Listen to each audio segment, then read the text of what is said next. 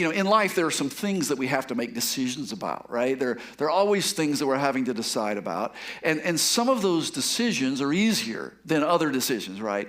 So I'm gonna see how you do. We're gonna try a few things, try a few decisions. And I just like to see like how you would come out on some decisions, okay? So if you have the choice between going to Chick-fil-A for lunch or going to Bojangles for lunch, how many of you are going to choose Chick-fil-A? Raise your hand. How many Bojangles? Okay, there's a clear winner there. I think Chick-fil-A took that one. If you have the opportunity to take a weekend away and you can choose to go to the beach or the mountains because you are blessed to live in central North Carolina where you can go either place, how many of you are going to the beach? How many of you are going to the mountains? All right, I think it may have been about 50-50. All right, let's say that you're in the market for a new car. So you have the choice between American-made or foreign-made vehicle. How many of you are going to go American-made? Oh, wow. How many of you are going to go foreign? Oh, my goodness. I don't know. After the tariffs, we might all be buying American. And there's one more I want to give you, and this one's the easiest one of all, trust me.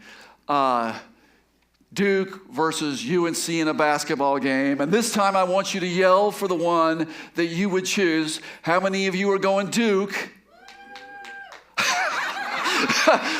All one of you. And how many of you are going UNC? All right, so there is wisdom in the room. That's good. Just kidding. No. So the nice thing about that, so those were some decisions that you might have to make, and probably you've already made your decision on those, and you have your reasons, I'm sure, for who or what you would choose in those scenarios. And the nice thing about decisions like those is that, excuse me, like whichever decision you make, you're going to be okay, probably, right? You're going to be okay. Even our Duke fan is going to be okay. But there are some other decisions that we all have to make in life that carry a whole lot more weight, right? And some of those decisions are even life or death decisions, right? Like whether you're going to get that lump examined by a doctor or not, or maybe whether you're going to try to make it through the intersection as the light is turning red or not. And those kinds of decisions, that if you choose wrong in those kinds of decisions, it could cost you your life. But there's one and only one decision that each of us have to make in life that not only carries the weight of your life, it carries the weight of an eternity beyond. And that decision is, what will you do with Jesus Christ? And that is a decision that you cannot afford to swing and miss on. That is a decision, you have got to nail that decision. And people have been faced with that decision ever since he came on the scene over 2,000 years ago. So today, being Palm Sunday, is the day that the anniversary of the day that we celebrate, that day in which the crowds, although they were fickle crowds, lauded Jesus as the King, as the Messiah King, as he entered into Jerusalem for the very last time. But today, what I want to do is I want to take you to a few rapid-fire scenes that happened just before he was nailed to the cross, when 3 different men formally tried Jesus and had to come to the last verdict, okay? So we're continuing in this series to trace the steps of Jesus through the final scenes of his life.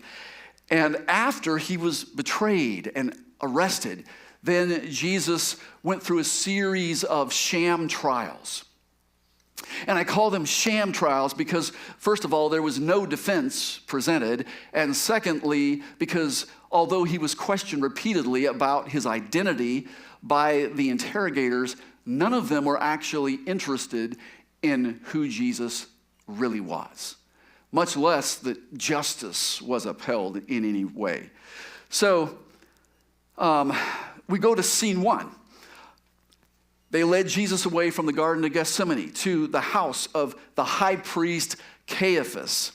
And Matthew tells us in Matthew 26, beginning in verse 59, that the chief priests and the whole Sanhedrin, which was the Jewish ruling council, were looking for false evidence against Jesus so that they could put him to death. But they did not find any, though many false witnesses came forward. And then verse 63 says that Jesus remained silent.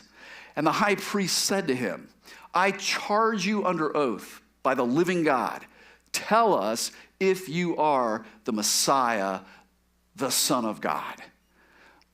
Now, with the false witnesses here having struck out, that they had gone and recruited these people to bring charges against Jesus. But they'd struck out because none of their testimony agreed. And so at this point, the high priest realizes he's got no case. Like, there's no solid grounds here at all for any kind of conviction against Jesus. So he realizes that he's going to have to get Jesus to say something incriminating before those who are present in order to be able to convict him. However, Jesus is refusing to answer the insincere questions that he's been asking, because Jesus knows that he has no interest in the truth. He has no interest in justice. And so Jesus has just been silent. But at this point, the high priest charges Jesus under oath to testify, which was a crafty move because it would actually be against the law now for Jesus not to answer, according to Leviticus chapter 5 and verse 1. So he would actually be breaking the law of Moses at this point to refuse to answer, which of course Jesus would not do. And so he charged him under oath to testify to two things, two specific things. One, if he was the long-awaited Messiah that had been prophesied of, that would be the deliverer that would come and deliver God's people from all of their enemies and would establish an eternal kingdom. And two, if he were the Son of God. And again, he asked these questions insincerely, right? Not really wanting to know the truth on the matter, but he asked him if he were the Messiah so that he could charge him as an insurrectionist against Rome, as someone who opposed the Roman Emperor Tiberius Caesar. And he asked him if he were the Son of God so that he could accuse him of blasphemy. And that is exactly what he did. And so if he could get him to admit to being the Messiah, and therefore he could charge him as being an insurrectionist, he could turn the Roman authorities against him. And if he could get him to admit to being the Son of God, then he could accuse him of blasphemy and turn the Jewish people against him. And this is exactly what he ended up doing. And Jesus responds to the question this way. He says in verse 64, "You have said so."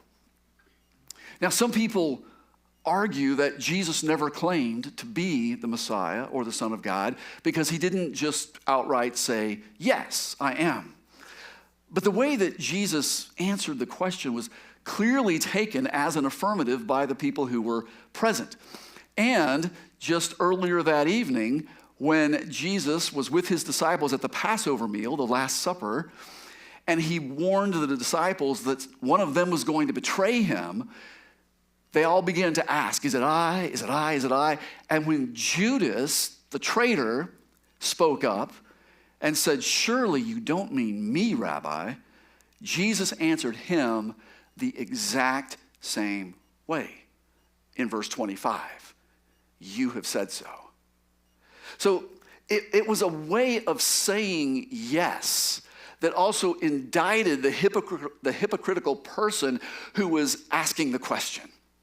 As if the implication being, you've said it yourself, and yet here we are. And you're still doing what you're doing. And you're still taking the course that you're planning on taking. So Jesus makes that response, but he didn't stop there, because he goes on in verse 64 not only to say, "You have said so," But he says, I say to all of you, from now on, you will see the Son of Man sitting at the right hand of the Mighty One and coming with the clouds of heaven. Now that is a very important statement. Matthew 26:64. And Jesus alludes here to two important texts of Scripture that were very well known by the Jewish people, certainly by the high priest. One of them was a psalm, Psalm 110, in which we have a prophetic depiction of the Messiah, God's messianic king who would come and God would set him up to rule in the midst of his enemies. And the other is an ancient prophecy from the book of Daniel, which I'm going to read to you. Daniel chapter 7, verses 13 and 14. Daniel says, in my vision at night I looked, and there before me was one like a son of man, coming with the clouds of heaven.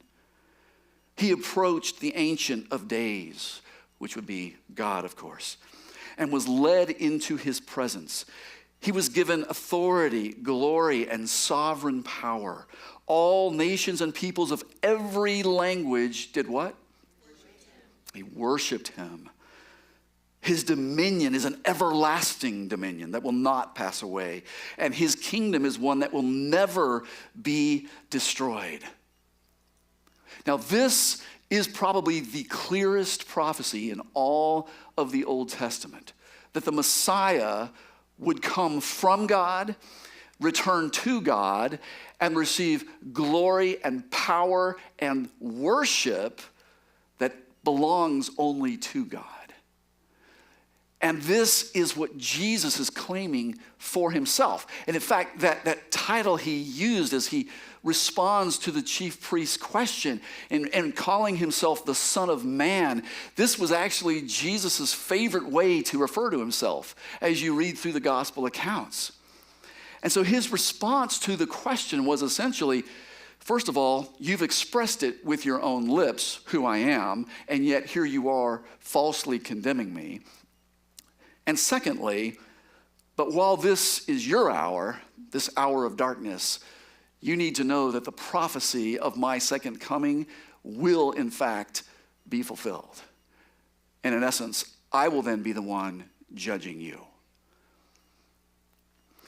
And so then verse 65 says that the high priest tore his clothes as a way of expressing just anguish and strong emotions, and said, he has spoken what? Blasphemy, right? Blasphemy, to speak against God. Why do we need any more witnesses, he asked. Look, you have heard the blasphemy. What do you think? He is worthy of death, they answered. Then they spit in his face, struck him with their fists. Others slapped him and said, prophesy to us, Messiah, who hit you? See, they just couldn't believe what he was claiming. It was too audacious.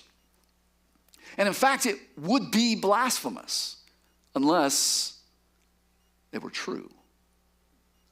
And of course, that wasn't an option that the chief priest here was, the high priest, that this was not an option that he was willing to even consider.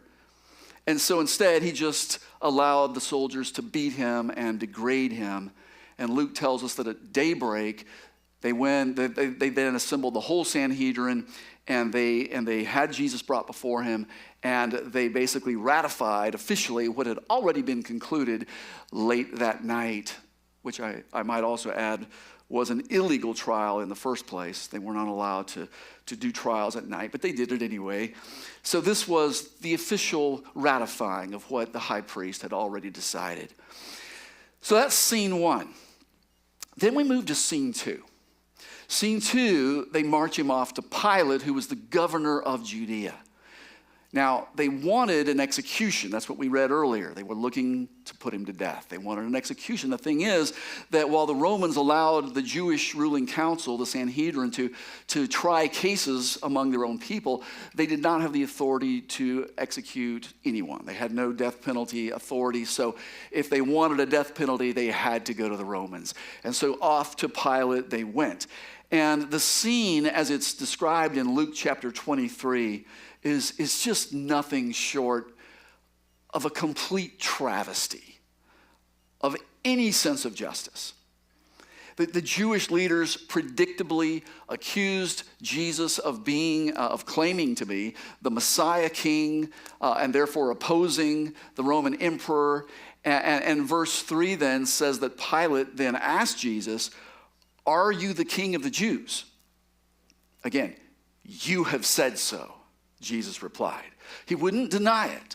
All right, but he also sees no need to promote himself. He knows that his true identity is going to be revealed by God the Father. He knows that God the Father is going to restore him to his rightful place as the Messiah, as the Son of God, as the rightful king, right? And yet, again, his answer is, "You have said so," which calls out Pilate's insincere intent in asking the question. So Pilate is now troubled. And he's been around, he has seen other Jewish would-be messiahs come and go, but there's something different about Jesus. He can clearly see that Jesus is no threat to Caesar, but there's something unique about Jesus. There's something about him that gives Pilate pause. He was inclined to release Jesus, and he should have, but instead, he saw an easier way out. When he learned that Jesus was from Galilee, then he knew that he had an option here, that he could send away Jesus to the ruler who was over Galilee, which was King Herod. And therefore, he could deflect this whole deal. He could just get it off his own plate and send Jesus off to King Herod. Let King Herod deal with this, and then I don't have to. And so we get to scene 3, where Pilate has Jesus transported to Herod, who happened to be in Jerusalem that very day on a visit. And so Luke tells us that Herod was actually delighted that he was going to get to interrogate Jesus of Nazareth. So Jesus had established quite a reputation as a miracle worker. And so Luke tells us in Luke 23:8 that from what he had heard about him, Herod hoped to see him do what? To perform a sign. Yeah. Wanted to see him perform a sign of some sort. But Jesus didn't comply. In fact, Jesus wouldn't even do Herod the favor of speaking a word to him. In fact, did you know that King Herod is the only person in all of the Gospels on record that Jesus gave the complete silent treatment to? Wouldn't say a word. Much to Herod's disappointment, of course. I'm sure he was quite frustrated with that. And so he then allowed his soldiers to harass and ridicule Jesus for a while, and then sent him back to Pilate, much to Pilate's dismay. So, scene 4. Here we have Pilate. Got Jesus in front of him again. He realizes he's not going to get out of this so easily. And the case is firmly in his lap, and he is the one that's going to have to render a verdict. Now, upon questioning Jesus several times, Pilate keeps coming to the same conclusion, that Jesus is innocent, clearly innocent. It obviously is being set up by the Jewish leaders who are jealous of Jesus and who are trying to get rid of him for their own selfish purposes. In verse 4, Pilate says, "I find no basis of a charge against this man." In verse 14, he says, "I have examined him in your presence and have found no basis for your charges against him." Verse 15, he says, "He has done nothing to deserve death." Verse 21, but they kept shouting, "Crucify him, crucify him." For the third time he spoke to them. Why? What crime has this man committed? I found in him no grounds for the death penalty. But with loud shouts, they insistently demanded that he be crucified. And what? Their shouts prevailed. So Pilate decided to grant their demand. Here we have a leader with no backbone. And his verdict is recorded not only in the Bible, his verdict on Jesus of Nazareth is recorded also by the Jewish historian Josephus, also the Roman historian Tacitus, record this pivotal verdict in history. And Matthew tells us that Pilate had this basin brought in to his judgment seat, and he publicly washed his hands to try to basically absolve himself of any responsibility in the decision that he was making to order Jesus' execution and to try to shift the blame onto the crowd. Hence the expression to wash your hands of a person or a situation. So now it's your turn. All right? Now it's your turn. And you know what? I enjoy interacting with college students. I love it when I get to teach our college students at their CCF gatherings. And you may today find yourself with your position on Jesus being much like a college freshman whose decision on what major they're going to declare is still undecided. You may find yourself today on Jesus still undecided. You're still wrestling with some very, very deep questions. You've got some doubts that are really, really still present in your mind. And if that's you today, I want you to know you are so welcome to be here. Your questions are welcome here. And I want you to know that we've all been on our own spiritual journeys. And each person's spiritual journey is unique to them. But I will say that wrestling with questions and wrestling with doubts, that's part of almost everybody's journey to some degree or another. Your doubts are not the enemy of faith. Neither are they the opposite of faith, as long as you are asking honest questions and seeking honest answers. As much as that's true, though, like Caiaphas, like Herod, like Pilate, you're going to have to make a decision about Jesus. And so the question is, what can we learn from the scenes that we've just looked at in the story here of how this all went down? What can we learn to help us come to our own verdict about who Jesus is and what that means for our lives? So I'm going to give you 4 things I think we can learn from the scenes that we just looked at as we wrestle with this question, okay? So first of all, the first thing that we can learn is, as you ask your questions about Jesus, don't be like Caiaphas and ask your questions with your mind already made up, okay? Ask only sincere questions, okay? And follow the evidence. Wherever the evidence leads you, go that way.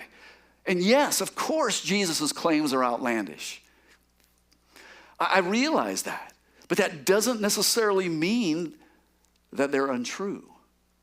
And so if you're going to be objective, if you are going to actually examine the evidence, if you're actually going to think about the impact that Jesus has had on this world, you have to at least consider the possibility that he is who he claimed to be.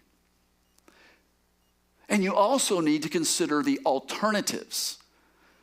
That if he is not who he claimed to be, that he was either a liar and the world's greatest con man, or he was mentally ill and completely deluded and out of touch with reality.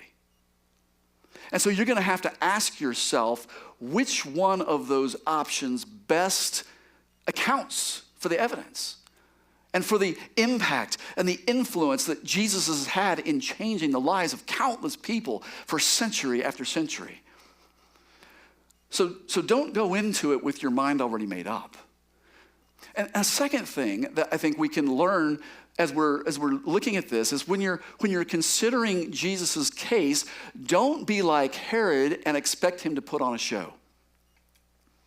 Sometimes people will say, well, I'll just pray. I just pray, Jesus, if you're real, or God, if you're real, just show me a sign, and then I'll believe, right? And then they sit back and they wait, for God to do some incredibly blatant supernatural thing in their life. And I just want you to remember that Herod was the only one of these guys that Jesus didn't even speak a word to. The guy that was demanding a miracle, right? Jesus did a lot of miracles, make no mistake, and he still does do miracles, but he never was one for putting on a show. Right? He was never especially one for putting on a show to satisfy someone's curiosity. And so he isn't going to write a message to you in the sky. You might get your miracle, but it's going to come on his terms and in his way, and it's not going to be showy. See, he knows whether you truly want to know the truth or not. He knows whether your heart really wants to believe or not, and he isn't going to entertain you, and he's not going to waste a miracle on somebody that's always demanding a sign. Besides, the miracles are all around you. Your life is a miracle. Your very existence is a miracle. The fact that you have eyes that can see is a miracle, and ears that can hear. So the question is, are your eyes open? And is your mind open to see the evidence of Jesus around you as you look? A third thing that we can learn is that while you're debating about Jesus, don't be like Pilate and think that you can avoid dealing with this. Okay? Because you have to make a decision. Agnosticism is really just a convenient way of trying to do just that, not decide. That's really what it is. There's a lot of people around us today who are in the exact same boat that Pilate was in there at first, who are just thinking, I can just avoid this decision. I can just deflect it. I don't have to make a decision. I can just say, I don't know. But the necessity of deciding, it just keeps coming back. Jesus won't go away. Jesus is going to keep pursuing you. He's going to keep inviting you. He's going to keep challenging you to consider him. The only thing he will not do is force you. But he will not leave you alone because he loves you that much. So take your time if you need to, but you're going to have to make a decision, either for or against. And every day that you put off that decision, you are just wasting another day of your life in indecision and maybe missing the whole purpose of your life in the process.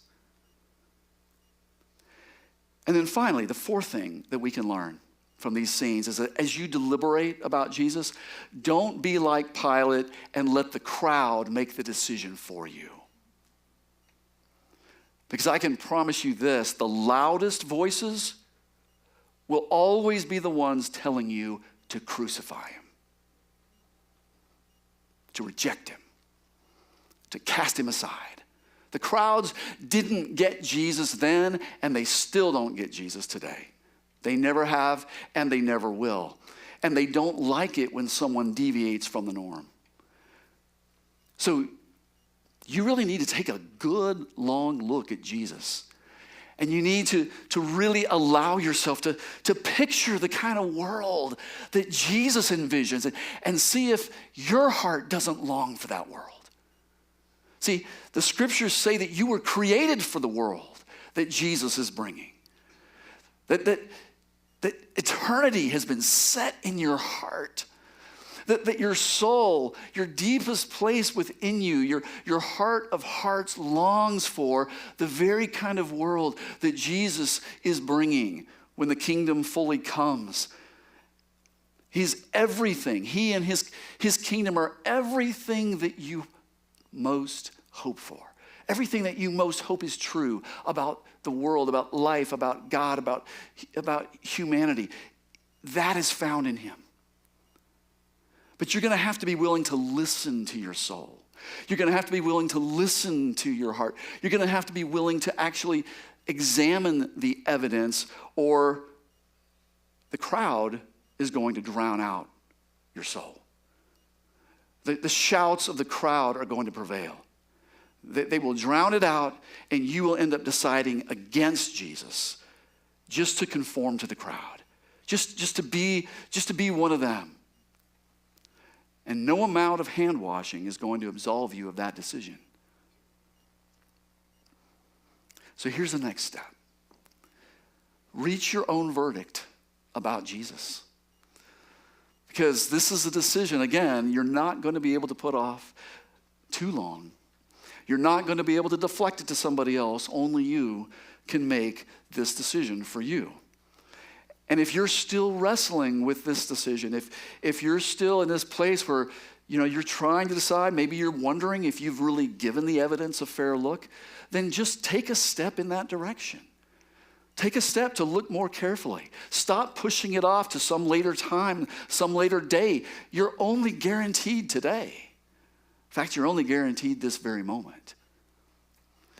And you know what? If you have questions that you're needing to find answers to help you as you make this verdict, I want to offer you a resource, a new resource that I think will be tremendously helpful to you. Our own Skip Vaccarello, who's here today and is part of our Council of Advisors, has produced a new weekly podcast that just began this last week called Why Believe, in which he is interviewing Christian leaders and asking some of the most nagging questions that people have about Jesus, about faith, about Christianity. And I think this is such a great resource. I want you to check out this video about it real quick. Have you ever wrestled with the big questions of life? Is the Bible trustworthy? Does heaven exist? How can a loving God allow innocent people to suffer? These are not just abstract questions. They're deeply personal and often difficult to answer. Over 35 years ago, I was asking those very questions. I grew up in a Christian home. My faith was more of a label than a way of life. For 2 decades, I didn't practice, didn't explore, and didn't even know what I believed. I was a skeptic. But those questions lingered, and I decided to search for answers.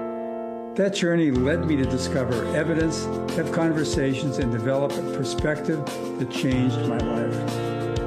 This broadcast series is for anyone curious about faith, whether you're skeptical, searching, or just looking for thoughtful answers to complex questions. In each episode, I sit down with experts, ask them tough questions, and explore evidence from Christian faith. You don't have to agree or believe. Just bring your curiosity. Join me on this journey. It might not just answer your questions. It could change your life.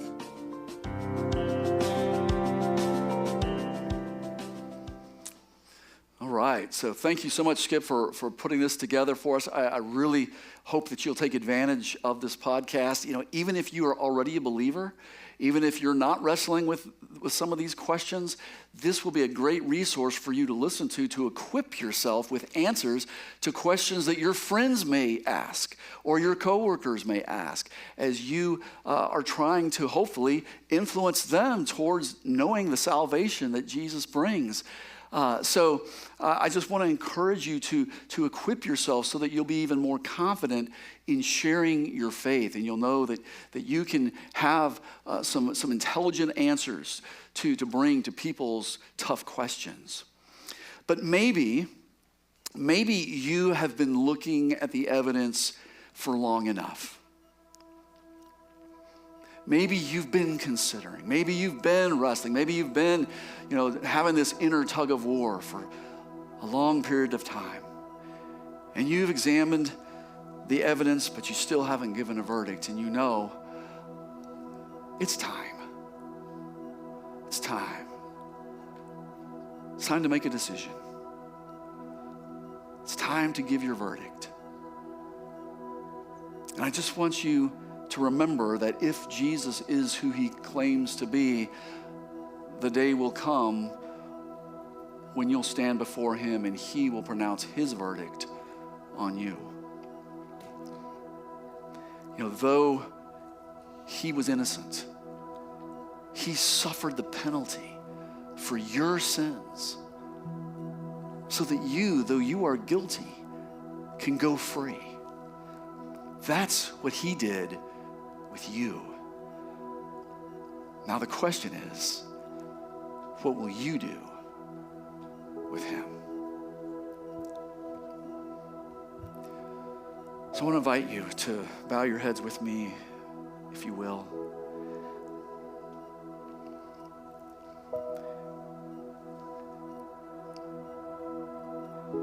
This could be a pivotal day in your life. This could be the day that really changes everything for you. It's the day that you know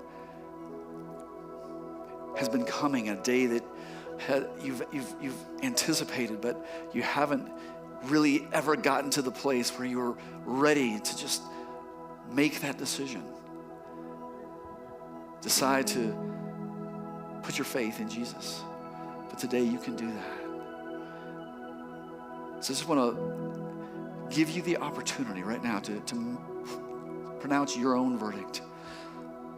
Who do you think Jesus is? Who is he? Why did he come? Is he the Messiah? Is he the Savior? Is he the coming King? Or is he a liar? Or is he mentally disturbed? Which do you believe? And if right now today you want to give the verdict that you believe that Jesus is the Messiah, the Savior, the Son of God, and you want to place your faith in him, you want to surrender your life over to his care and his love and his kindness and his compassion and his leadership, to receive the promises that he has made, I just want you to raise your hand right around where you are. Just raise your hand so I can see it.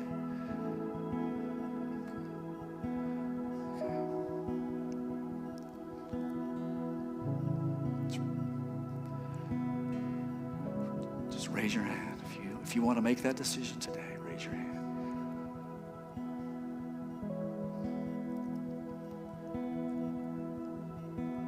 God bless you.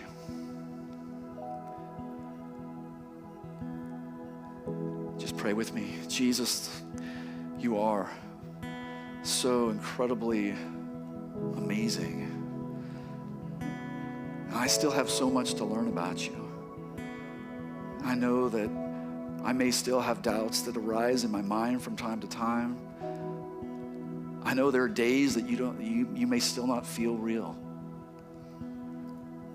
I know there are days that I may be going through stuff and it feels like you're not anywhere to be seen. And I may wonder and I may doubt, but today, Lord, even though I know that my imperfect capacity to perceive you and to experience you is something I have to deal with in my own life, that deep down in my heart, my soul of souls, I know that you are who you claim to be. And right now today, Lord, I put my faith in you. Help me. Help my faith to grow. Help me in my unbelief. But Lord, I do believe. I do believe. And I give you my life. Give you my heart, and I surrender to you, my King. I pray in your name.